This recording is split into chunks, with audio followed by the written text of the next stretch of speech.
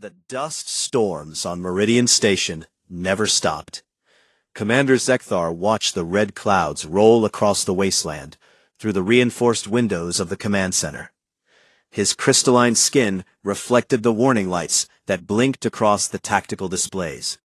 300 cycles of war against the Wrath, and still they came. Wave after wave of chittering nightmares that consumed everything in their path.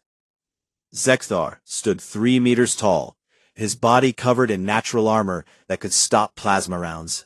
His people, the Chromath, had evolved on a world where everything tried to kill you. They were warriors born and bred. Around him stood representatives of a dozen other species, each deadly in their own way. The Thraxians with their acid blood that melted through metal. The Vulcan, who could regrow lost limbs in hours. The Korthi, with 4 arms that moved faster than the eye could follow. Then the humans arrived. Zekthar watched their transport ship land through the storm. It was small, barely large enough for 50 individuals. When the boarding ramp lowered, he saw them for the first time. They looked fragile, small compared to most Coalition species. Their bodies were covered in simple combat armor that seemed almost primitive next to the advanced shielding other races used. They carried both energy weapons and something called projectile rifles that fired metal bullets. Actual metal bullets, like something from ancient history. Captain Jake Morrison led them into the command center. He was average height for a human, with brown hair and tired eyes that had seen too much fighting. He saluted Zekthar with a sharp precision that spoke of military discipline.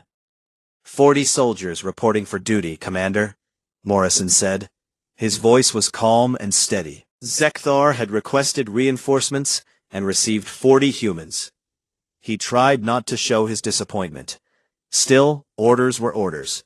He assigned them to rear support positions, places where their obvious physical limitations would not get them killed immediately. The humans accepted their assignments without complaint. The Vroth attacked 2 days later. Zekthar had fought the Vroth many times before. They came in swarms, thousands of them pouring across the wasteland like a living tide. Each one stood as tall as a human, covered in black chitinous armor, with mandibles that could bite through bone and claws that dripped with paralyzing venom. They felt no fear. They took no prisoners. They existed only to consume and spread. The battle began at dawn. Sensors detected movement 5 kilometers out, then 3 kilometers. Then they were at the walls. The Coalition forces opened fire with everything they had. Energy weapons carved burning paths through the Vroth ranks. Artillery shells exploded among them.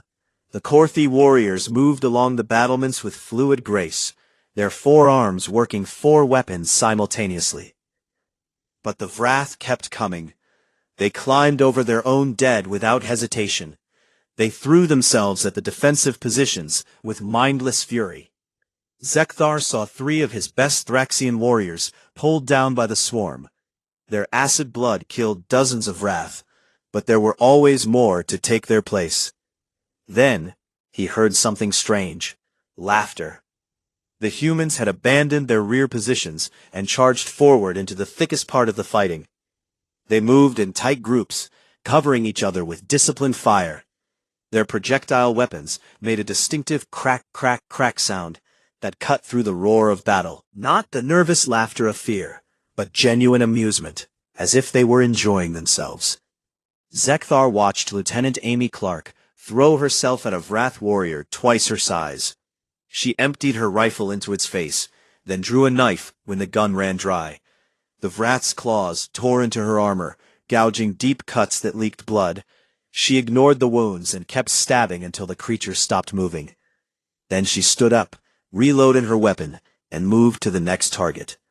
Sergeant Kyle Bennett took a Wrath claw to the leg. The appendage was severed below the knee, blood spurting from the wound. Any sane being would have retreated to medical care. Bennett propped himself against a piece of debris, applied a tourniquet with quick, practiced movements, and continued firing his weapon. He was making jokes over the communication channel about finally having an excuse to skip morning exercise routines. He killed 17 Wrath before a medic forcibly dragged him away from the fighting. The humans did not have regeneration. They could not regrow lost limbs like the Vulcan. They did not have armor-plated skin like the Chromath. Their bodies were soft and vulnerable, and the Vrath claws cut them easily. But they refused to stop fighting. Even when wounded, even when bleeding, they kept shooting, kept moving forward, kept killing. One human, Private Nick Hayes, had his arm broken by a Vrath swipe. Zekthar watched through the command center cameras as Hayes grabbed the broken arm with his good hand, pulled it straight with a sharp motion that must have been agonizing, and then used his rifle one-handed while the broken arm hung useless at his side. His face showed pain, but he kept fighting. The battle lasted 6 hours. When it finally ended, the ground outside the walls was carpeted with Vrath bodies. The coalition had held, but barely. Zekthar had lost 30 warriors from various species. The humans had lost 8 dead and 12 critically wounded. More than half their force was either dead or injured. By any reasonable assessment, they had been devastated. Yet when Zekthar went to check on the survivors, he found them cleaning their weapons and checking ammunition supplies, preparing for the next attack. Captain Morrison was bandaging his own arm, wrapping clean cloth around a deep cut with calm efficiency. Several other humans sat nearby, some with bandages, some with obvious limps, but all of them alert and ready. "Your species is either insane or ignorant of mortality," Zekthar said to Morrison. The captain looked up and grinned. There was blood on his teeth from a cut inside his mouth. "We know exactly how fragile we are, Commander. Humans break easy. We die easy. That's why we don't waste time being afraid. Fear doesn't stop the bleeding or kill the enemy. Action does." Zekthar examined Morrison's wound. It was deep enough to require medical attention. "You should be in the medical bay." "I will be in a minute," Morrison replied. "Just wanted to make sure my people were accounted for first." He finished tying off the bandage and stood up, testing his arm's range of motion. "We'll be ready for the next wave, Commander. Just point us at the enemy." That night, Zekthar reviewed the battle recordings. He watched the humans fight again and again, studying their tactics and behavior. They moved with precision and discipline, but also with a reckless aggression that should have gotten them killed. They covered each other's positions, called out targets, coordinated their fire. When one fell, the others immediately moved to protect the wounded and continue the fight. What struck him most was their absolute refusal to give up. He had seen warriors of many species fight bravely. He had seen last stands and heroic sacrifices. But he had never seen anything like the humans. They fought as if surrender was not even a concept they understood, as if the only two options were victory or death, with no middle ground. The Thraxian lieutenant who had fought beside the humans stopped by Zekthar's office. Her name was Cyrax, and she was a veteran of 200 battles. "The humans are strange," she said. "They took wounds that would have sent my warriors to medical care, and they kept fighting. I saw one of them lose fingers to a Vrath bite. He picked up his weapon with his remaining hand and continued shooting. I do not understand them." Zekthar looked at the tactical display, at the markers showing human positions. 40 soldiers, now 32 able-bodied, with 8 dead and waiting for new reinforcements. Such a small number. But they had killed more Vrath per capita than any other unit in his command. "I do not understand them either," he admitted, "but I am beginning to think we should try." 3 weeks passed since the first battle. The Vrath attacked twice more, and both times the humans fought with the same fierce determination that had shocked Zekthar initially. He found himself watching them during the quiet moments between battles, trying to understand what made them different. Corporal Lisa Grant sat in the armory one evening, maintaining her weapon with careful attention. Zekthar approached, his heavy footsteps announcing his presence. Grant looked up and nodded in greeting, then returned to her work. "May I ask you something?" Zekthar said. "Of course, Commander. Your species is not physically superior to the Vrath. You lack natural armor or enhanced healing, yet you fight them without hesitation. Why?" Grant set down her cleaning cloth and considered the question. We're not the strongest species, Commander. Not even close. On Earth, our homeworld, we're not even in the top 10 most dangerous things. But we're the only species that hunted everything else. We decided we were going to be at the top of the food chain, and we made it happen through sheer stubbornness. She pulled up a holographic display from her personal datapad. Images appeared in the air between them. Zekthar saw humans swimming in oceans alongside massive creatures with rows of teeth. Humans climbing mountains in conditions that would freeze most species solid. Humans diving to ocean depths that should have crushed their fragile bodies. These creatures are called sharks, Grant explained, pointing to one image. They're perfect predators, been around for millions of years. Humans swim with them for fun. These mountains, the temperature can drop low enough to kill you in minutes. Humans climb them because they're there. This? She showed an image of a human handling a serpent-like creature. Venomous snake. One bite can kill you. Some humans keep them as pets. Your people seek out danger deliberately? We do, Grant confirmed. We eat foods that are literally toxic because we like the burning sensation. We jump out of aircraft for recreation. We box, which means we hit each other repeatedly until someone falls down, and we call it sport. She smiled. Pain is just data, Commander. You acknowledge it, process it, and move on. It tells you something is wrong, but it doesn't control you unless you let it.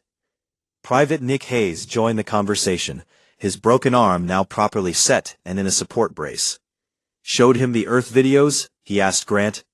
Just getting started, she replied. Hayes pulled up another set of images. Commander, let me tell you about human history. For most of our existence, we were prey animals. Things bigger and stronger than us wanted to eat us. We survived by being smarter and more stubborn. We learned to work together, to use tools, to adapt. We weren't born as apex predators. We made ourselves into them. The images showed ancient humans hunting enormous beasts with primitive spears.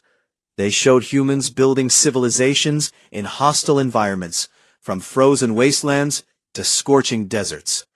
They showed humans surviving disasters that wiped out other species. We almost went extinct a few times, Hayes continued. Ice ages, supervolcanic eruptions, plagues that killed millions. But we survived.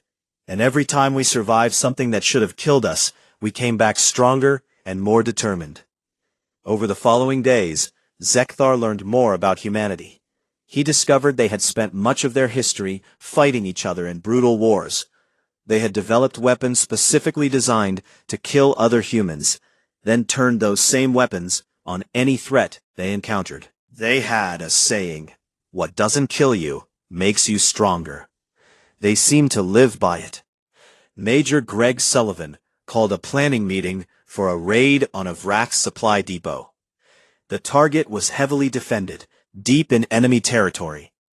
Coalition intelligence estimated at least 5,000 Vrath warriors guarding the depot. The supplies stored there could feed Vrath forces for months. Destroying it would severely hamper their operations in this sector. Sullivan proposed a plan. Zekthar listened with growing disbelief. We go in loud, Sullivan explained, marking positions on the tactical map. My team hits the front entrance with everything we have. Explosives, heavy weapons, maximum noise and chaos. We make them think it's a full-scale assault, while every Vrath in the depot is focused on us. The real strike team comes in from the opposite side, plants charges on the supply stores, and extracts before the place goes up. Your team would be torn apart, Zekthar protested. 5,000 Vrath against 15 soldiers? That is not a battle. That is suicide. Sullivan shrugged. Probably, but we only need to hold their attention for about 45 minutes. We can do that. 3 coalition commanders immediately rejected the plan. Too risky. Too likely to fail. Too many casualties for minimal gain. Sullivan listened to their objections calmly, then turned to Zekthar. Commander, with respect, this is what humans do. We take the impossible missions because someone has to, and we're good at it. Let us do our job. Against his better judgment, Zekthar approved the plan.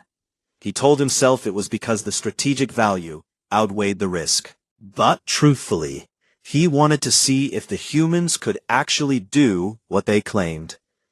The raid launched at midnight. Sullivan's team hit the front entrance with explosive force. Rockets and grenades tore into the Wrath defenses. The humans advanced, firing continuously, their weapons creating a wall of sound and fury. The Wrath responded exactly as predicted, pouring forces toward the attack. Zekthar monitored from the command center, watching multiple video feeds simultaneously. Sullivan's team fought like demons. They used every piece of cover, every tactical advantage. When the Wrath tried to flank them, the humans adapted instantly, shifting positions and creating new defensive lines. Private Danny Cole took a Wrath claw to the chest. The wound was serious, bleeding heavily. He stuffed the wound with medical foam from his kit, took a stimulant injection, and kept fighting. He lasted another 12 minutes before blood loss forced him down. His teammates dragged him to cover while maintaining suppressing fire. Sergeant Beth Torres had her rifle destroyed by a Wrath strike. She switched to her sidearm without missing a beat, shooting with cold precision. When that ran dry, she picked up a fallen Wrath weapon and used it, even though the alien design was awkward in human hands. The strike team completed their mission in 43 minutes. They planted charges throughout the supply depot and began their extraction. Sullivan's team had held the Wrath attention perfectly. Now they needed to escape before the charges detonated. They almost made it. A Wrath patrol cut off their retreat route. Sullivan took a claw to the side, a piece of chitin breaking off and embedding itself in his chest, dangerously close to his heart. He looked down at the wound, then up at his team. "Keep moving," he ordered. "I'll slow them down. No one gets left behind." She grabbed Sullivan and hauled him along, even as he protested that he was slowing them down. Two other soldiers provided covering fire, walking backward while shooting, a maneuver that should have been impossible under combat conditions. They reached the extraction point with 90 seconds to spare. The transport lifted off just as the charges detonated. The entire supply depot went up in a massive fireball visible from orbit. Secondary explosions continued for hours as stored ammunition and fuel cooked off. Of Sullivan's 15-person team, 7 survived. Sullivan himself was in critical condition, the piece of Wrath chitin still embedded in his chest because removing it during the fight would have caused fatal bleeding. The medical team extracted it carefully, millimeter by millimeter, over 3 hours of delicate surgery. Zekthar visited Sullivan in the medical bay afterward. The Major was conscious but weak, connected to various monitoring devices that beeped steadily. "Why did you volunteer your people for that mission?" Zekthar asked. "You knew the odds. You knew most of you would not survive." Sullivan's answer came slowly, his voice rough from pain medication. "Because it needed to be done, Commander, and we were the best choice for the job. Humans have been doing impossible things since before we left Earth. We climbed mountains because they were there. We sailed across oceans not knowing what was on the other side. We went to space when people said it was impossible. This mission," he managed a weak smile, "this was just another Tuesday for us." Zekthar left the medical bay with much to think about. The humans had lost 8 soldiers in that raid, 8 lives for a supply depot. By cold strategic calculation, it was an acceptable trade. But the humans mourned their dead with genuine grief, holding a memorial service where each fallen soldier was remembered by name, their stories told, their sacrifices honored. They valued life intensely, yet they were willing to spend it without hesitation if the cause was worthy. It was a contradiction that Zekthar struggled to understand. How could they care so much and risk so much at the same time? He was beginning to realize that understanding humans might be the key to winning this war. The war spread like fire across the galaxy. The Wrath launched their largest offensive yet, targeting 6 coalition worlds simultaneously.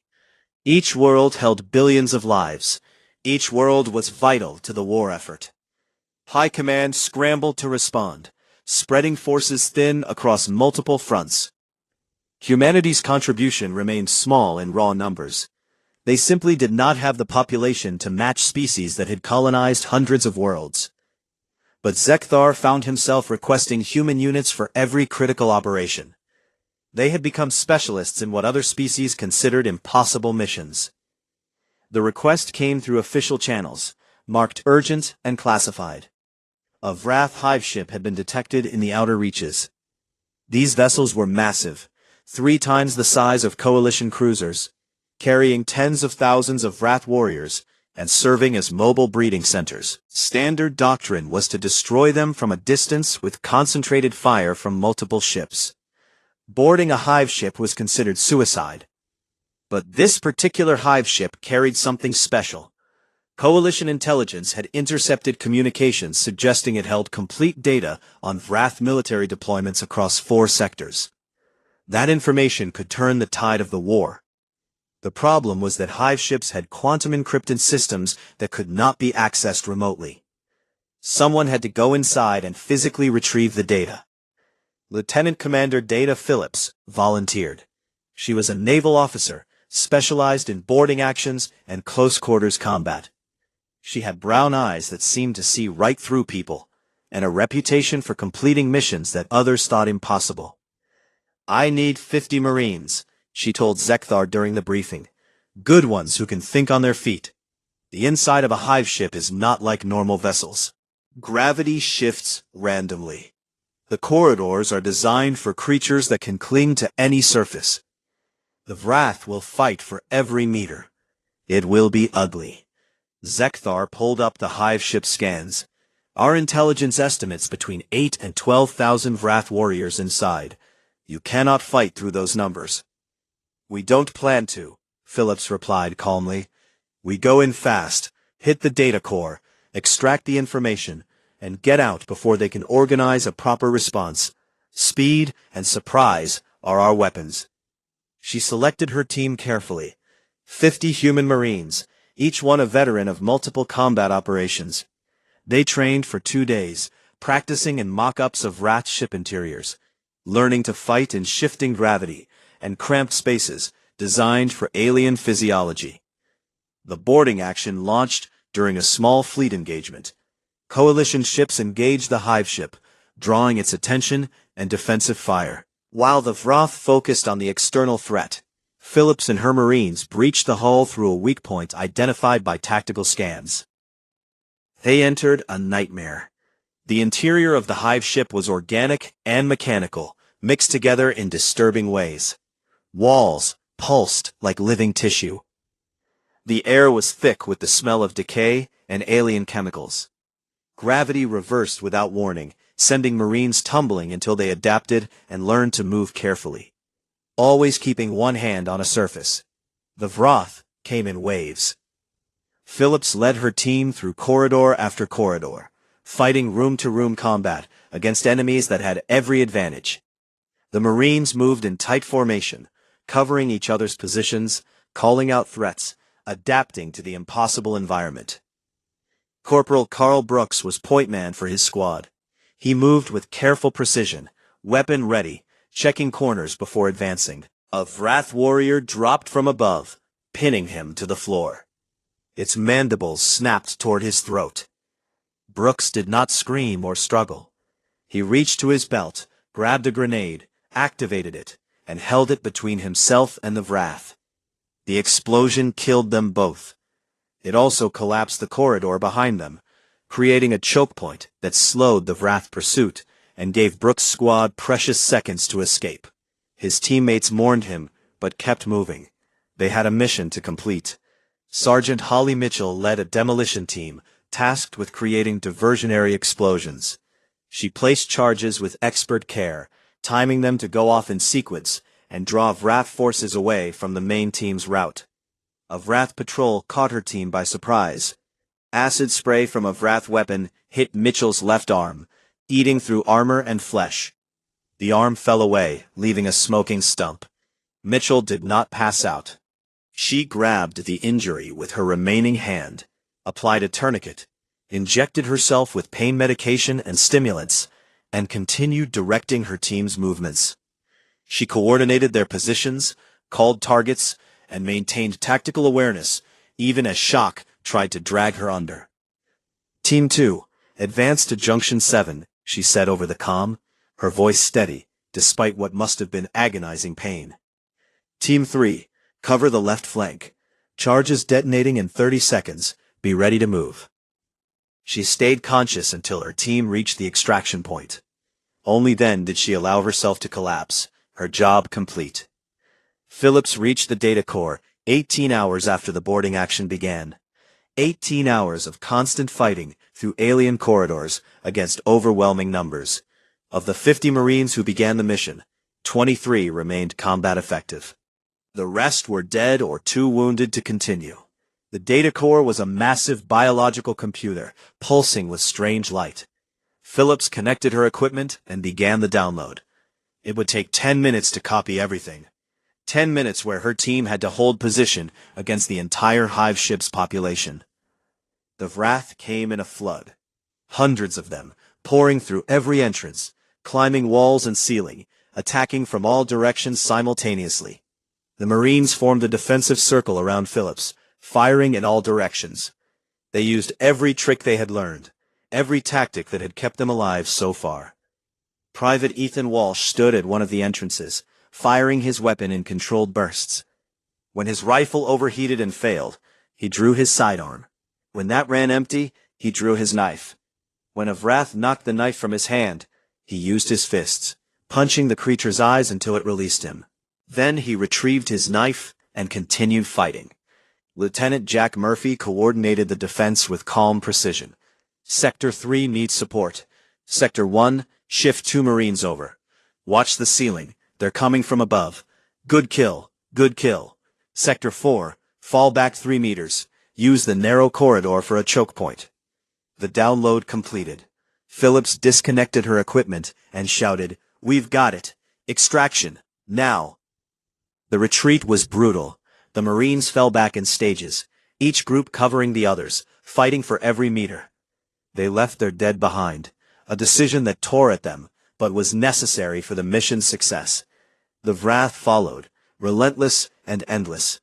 The extraction ship met them at the breach point. The Marines poured through the opening, diving into the transport bay, even as Wrath claws reached for them. The ship sealed its doors and blasted away from the hive ship, weapons firing to keep Wrath pursuit craft at bay. 23 Marines returned from 50. Phillips sat in the transport bay, covered in alien blood and her own, the data core's contents safely stored in her equipment. She looked at the survivors, at their wounds and exhausted faces. "We did it," she said quietly. "We got the information. Now let's make sure it was worth it." The intelligence from the hive ship proved invaluable. It revealed Wrath fleet positions, supply routes, and strategic plans. Coalition forces used the information to launch a counteroffensive that drove the Wrath back in 3 sectors. Zextar attended the memorial service for the 27 Marines who died in the boarding action.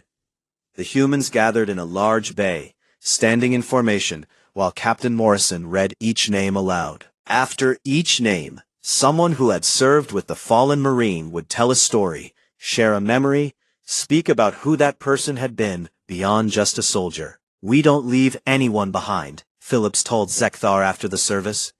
"But sometimes we have no choice. So we make sure their sacrifice means something. We make sure they're remembered. Every name, every story, every life that was given. That's the promise we make to our soldiers."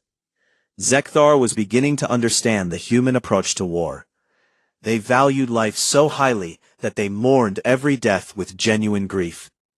But they valued the cause they fought for so highly that they would spend those lives without hesitation if it meant protecting others or achieving the mission. It was a paradox that made them uniquely dangerous. Most species balance survival against mission success. The humans seemed to believe that both were equally important, and they would fight until either they succeeded or died trying. There was no middle ground, no acceptable failure, no surrender. The Vulcan, with their rapid reproduction, considered individual soldiers expendable. The Chromath prized glory in death and accepted casualties as the price of war. The humans mourned every loss, while simultaneously being willing to become those losses if necessary. "We are not fearless," Morrison explained to Zekthar one evening. "We feel fear like any other species. But we learned long ago that fear is just another piece of data. You acknowledge it, understand what it's telling you about the danger, and then you act anyway, because the mission matters more than your comfort." Zekthar looked at the human captain with new understanding. "You have turned vulnerability into strength. You know you are fragile, so you fight harder. You know you can die, so you make every action count." "Exactly," Morrison agreed. "We're not monsters, Commander. We're just stubborn humans who refuse to quit." After the Hive ship mission, High Command assigned Zekthar to work directly with human military leadership. The Coalition needed to better understand these strange warriors, how to use them effectively, how to integrate their tactics with other species. Zekthar accepted the assignment with genuine interest. The humans fascinated him more than any enemy he had ever fought. He found himself in a briefing room deep inside Coalition headquarters, sitting across from Admiral Kevin Roberts. The Admiral was the highest-ranking human in the war effort, a gray-haired man with lines etched deep into his face from years of command decisions. He was reviewing casualty reports on a datapad, and his expression showed clear pain. "You mourn them?" Zekthar observed. It was not a question. Roberts looked up, tired eyes meeting Zekthar's crystalline gaze. "Every single one. I know their families, what they wanted to do after the war, what dreams they had." He set down the datapad carefully. "Does that surprise you, Commander?" "It contradicts your actions," Zekthar said, keeping his tone neutral. "You send your people into situations where death is nearly certain. You accept casualties that other species would consider catastrophic. Yet you grieve when they die. I do not understand the contradiction." Roberts nodded slowly, as if he had expected this question. "Let me tell you about human history, Commander. May I show you something?" He activated a holographic display. Earth appeared, rotating slowly in the air between them. It looked beautiful from space, blue and green and white, peaceful and calm.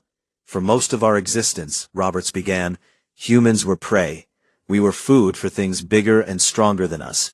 There were creatures on our world, with claws and teeth, designed specifically to kill primates like us. We survived because we formed groups, because we protected each other, because a human alone was weak, but humans together were unstoppable."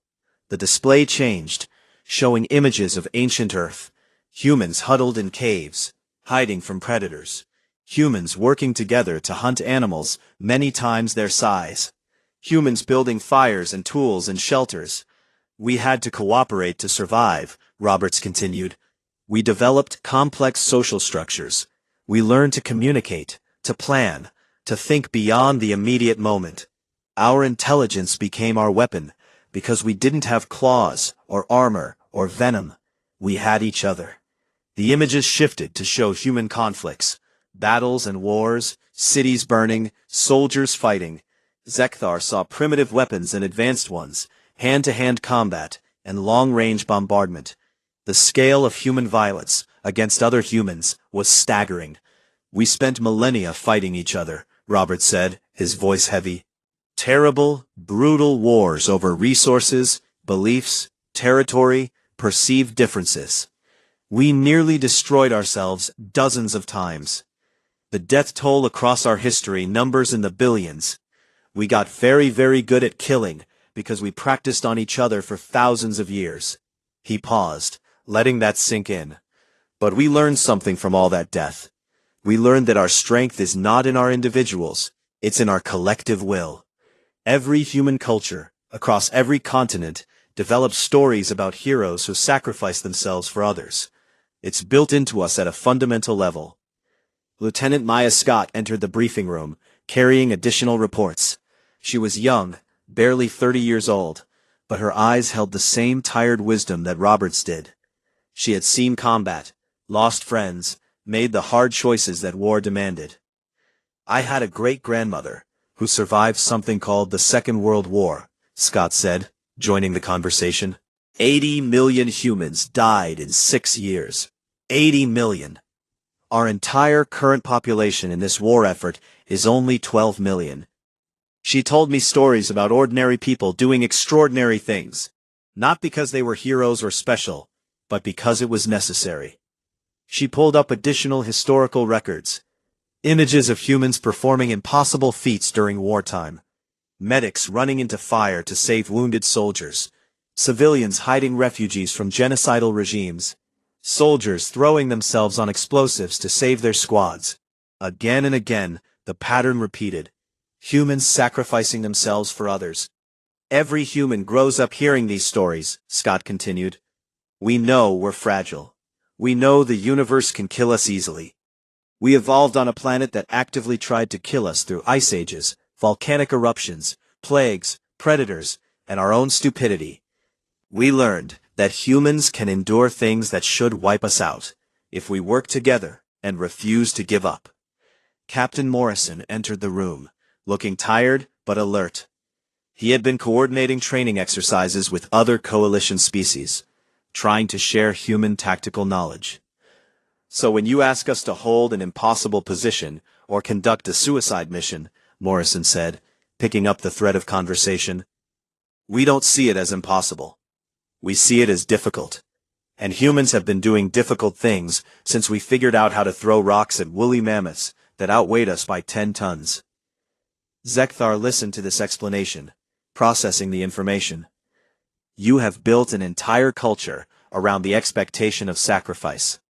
Not expectation, Roberts corrected. Willingness. There's a difference.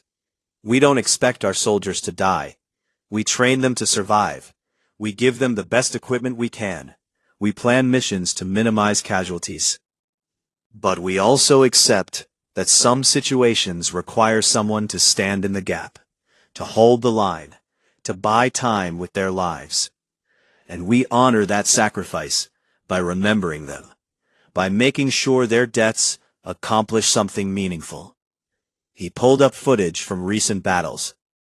Zekthar saw humans fighting in situations that should have been hopeless, winning through determination and refusal to surrender. He saw wounded humans dragging their teammates to safety. He saw last stands where humans held positions against overwhelming odds, dying but not breaking. The Vrath don't understand fear, Zekthar said slowly, working through his thoughts. They are barely sentient, driven by biological programming to consume and spread. They cannot be intimidated or negotiated with. How do you fight an enemy that cannot be frightened into retreat? Morrison smiled, though it did not reach his eyes. You out-stubborn them. The Vrath don't fear death because they don't really think. They just exist and consume. We don't fear death because we've already decided that some things are worth dying for. That makes us more dangerous than any mindless monster. He leaned forward, his expression intense. Every human soldier knows they might die. We accept that when we sign up.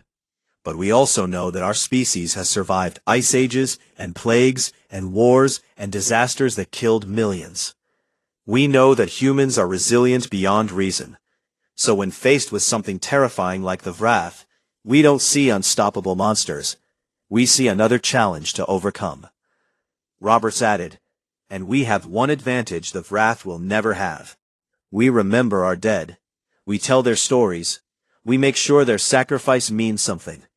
That gives us purpose beyond simple survival.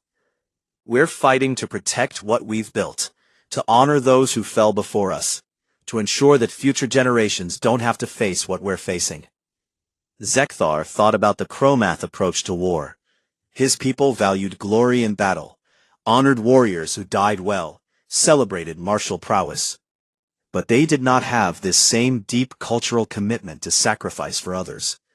The Chromath fought for honor and duty. The humans fought for each other. At the Battle of Threshold Station, Zekthar said.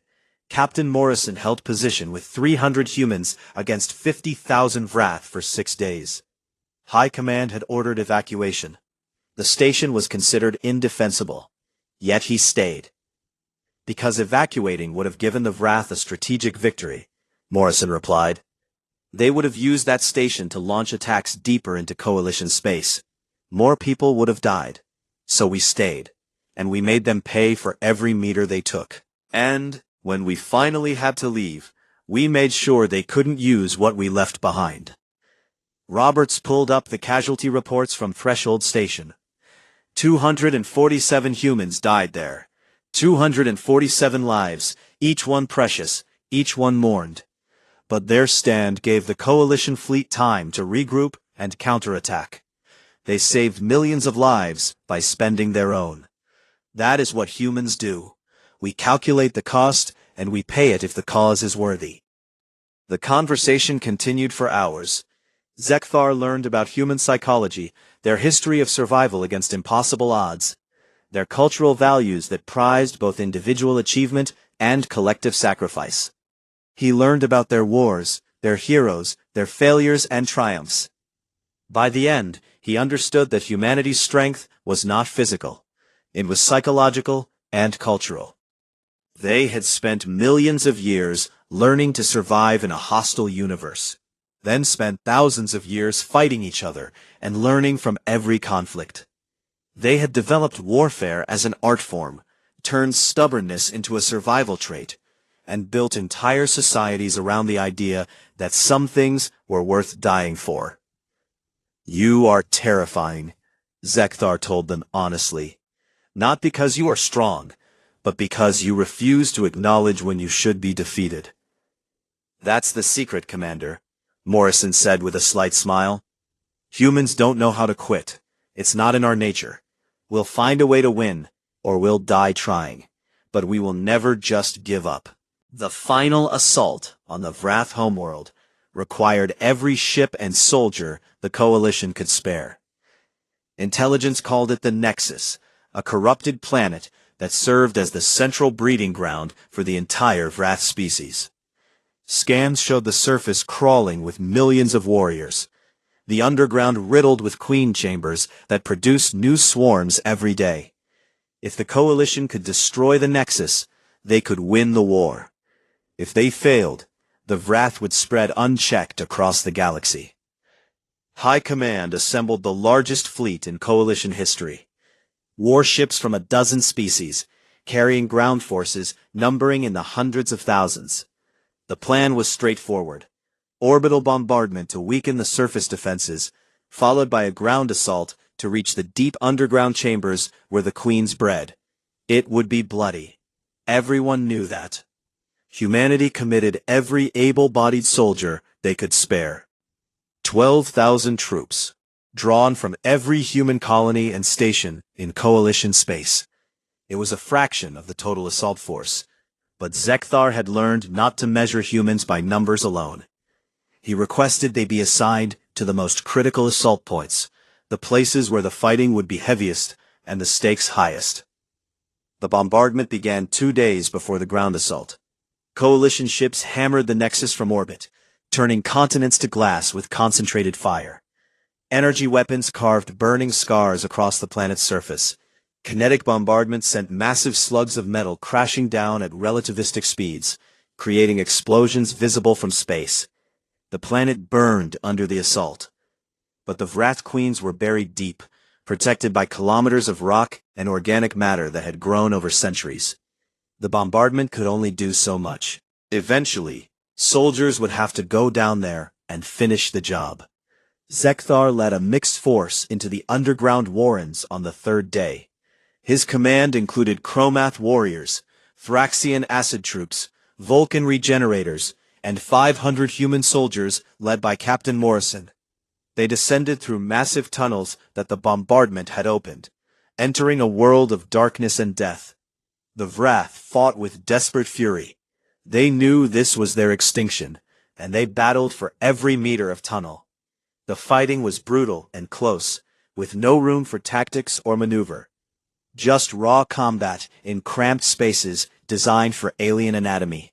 The coalition forces pushed forward through sheer determination, leaving their dead behind because there was no time to recover bodies.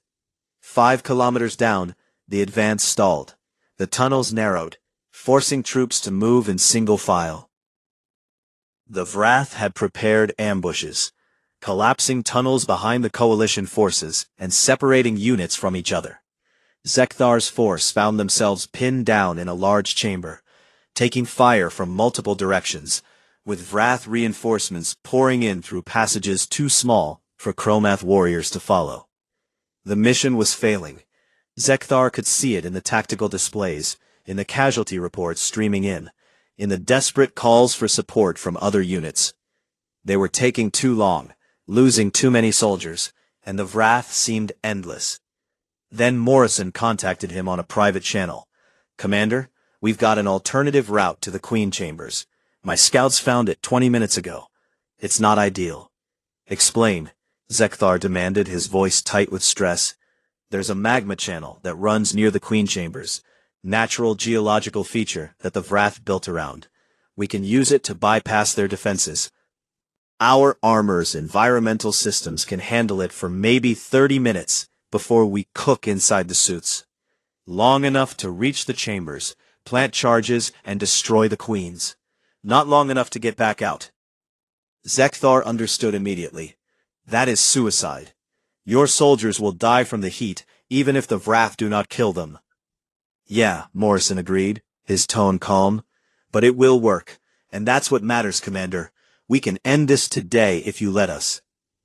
"I cannot order you to undertake a mission with no chance of survival," Zekthar said. Even as he said it, he knew it was a human argument, not a strategic one.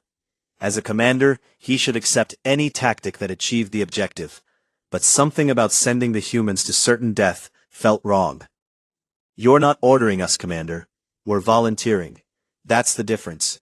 Morrison cut the connection before Zekthar could respond. On the tactical display, he watched as 300 human soldiers broke away from the main force and headed toward the magma channels. They moved with the same calm efficiency they brought to every mission, checking weapons, confirming communication links, preparing for what was coming. The channel was exactly as bad as Morrison described. The heat was visible on the thermal scans, temperatures that would melt most metals. The humans entered anyway, their armor's cooling systems screaming warnings that they ignored. Zekthar monitored their vital signs, watching as they slowly climbed into dangerous territory. One by one, the vital signs started to fail. Not from enemy action, but from the heat. The cooling systems could only do so much against temperatures designed to melt rock. The humans were being cooked alive inside their armor, but they kept moving forward.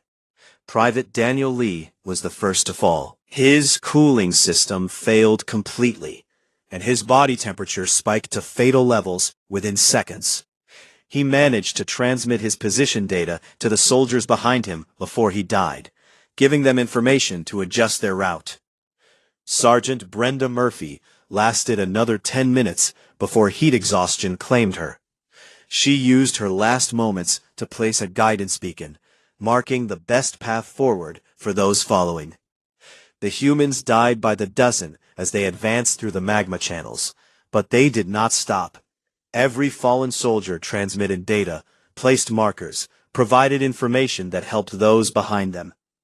They turned their deaths into tools, using their sacrifice to smooth the path for their teammates. Zekthar watched this horror unfold, unable to look away. He had seen sacrifice before. He had seen warriors die for their cause. But he had never seen anything like this. These humans knew with absolute certainty that they would die. Not might die. Not probably die, but absolutely would die. And they went anyway, calm and professional, treating it as just another mission. Captain Morrison reached the first Queen Chamber with 47 soldiers still alive. They placed charges with expert precision, rigging the explosives to cause maximum structural damage. The Wrath tried to stop them, pouring warriors into the chamber, but the humans fought with the desperate strength of the dying. They knew they had minutes left at most, and they used those minutes efficiently. Morrison's voice came over the command channel, distorted by heat and failing equipment. First chamber rigged. Moving to chamber 2. 23 soldiers reached the second chamber. They fought through waves of wrath, their armor failing, their bodies shutting down from the heat. But still they fought. Still they moved forward. Still they completed the mission. Sergeant Katie Lewis was the last one alive. Her vital signs were critical. Her armor's integrity at 12%. Her body temperature far beyond safe limits. She reached the final queen chamber, planted the last charge, and triggered the sequence. Her final transmission was calm, professional, showing no fear or regret. Mission accomplished, Commander. All charges placed and armed. Detonation in 30 seconds. It's been an honor serving with you. The explosions were massive. 15 kilometers of tunnels collapsed, crushing 3 queen chambers and over 50,000 Wrath warriors. The shock wave traveled through the underground complex, destabilizing other sections. The Wrath defense collapsed as their command structure broke down. Coalition forces pressed the advantage. Within hours, they reached the remaining queen chambers and destroyed them. The Wrath fought with desperate fury, but without coordination, without new reinforcements being bred, they were just another enemy that could be defeated. The war ended that day. The Wrath queens were dead, their warriors scattered and leaderless. Over the following weeks, coalition forces hunted down the remaining Wrath populations and eliminated them. The galaxy breathed a collective sigh of relief. The nightmare was over. But the cost was staggering. Humanity had committed 12,000 soldiers to the final assault. 4,000 died in the fighting, including the 300 who went into the magma channels. A third of humanity's entire military force, gone in a single battle. Zekthar stood before the memorial wall days later. Names were engraved on it, thousands upon thousands of names, representing every species that had fought and died in the war. The human section was heartbreakingly long. Admiral Roberts stood beside him, looking at the names with tired eyes. We'll remember them, every name, every story. That's the deal we make with our soldiers. Die for us, and we'll make sure you're never forgotten. We'll tell your story. We'll honor your sacrifice. We'll make sure it meant something. Your species is terrifying, Zekthar said quietly. You face monsters by being willing to become something more dedicated than they are. Not in cruelty or evil, but in absolute determination to complete the mission regardless of cost. Roberts considered this. Maybe, but I prefer to think we face monsters by being willing to be human. Fragile, mortal, and absolutely unwilling to quit. That's our strength, Commander. We know we can die. We just don't let that stop us from doing what's necessary. He pointed to the names on the wall. Katie Lewis knew she would die in that magma tunnel. Every single soldier who went down there knew they wouldn't come back. But they also knew their sacrifice would win the war, would save billions of lives across the galaxy. So they went. Not because they wanted to die, but because they wanted others to live. Zekthar ran his hand across the engraved names, feeling the letters carved deep into the metal. The Wrath were monsters, true horrors that consumed worlds. We fought them for 300 cycles before humanity joined the war. In 3 years, humans helped us end it. We're good at war, Roberts admitted. We've had a lot of practice, but we're better at sacrifice. We understand that sometimes the only way to protect what you love is to stand between it and danger, knowing you might not survive. That's not monster behavior, Commander. That's human behavior. Years later, when other species asked Zekthar about humans, about what made them such effective warriors despite their physical limitations, he would tell them about Katie Lewis dying in a lava tunnel, about Carl Brooks detonating a grenade while pinned by a Vrath warrior, about 300 humans walking knowingly into hell because the mission required it. They're not monsters, he would say. There's something far more dangerous than that. They're human, and humans don't surrender. They don't give up. They don't stop fighting until either they win or there's nothing left of them to fight. You don't want them as enemies because they will never quit. But if you're fortunate enough to have them as allies, treasure them. Because when the universe throws its worst at you, humans will stand beside you and smile and tell you that they've survived worse.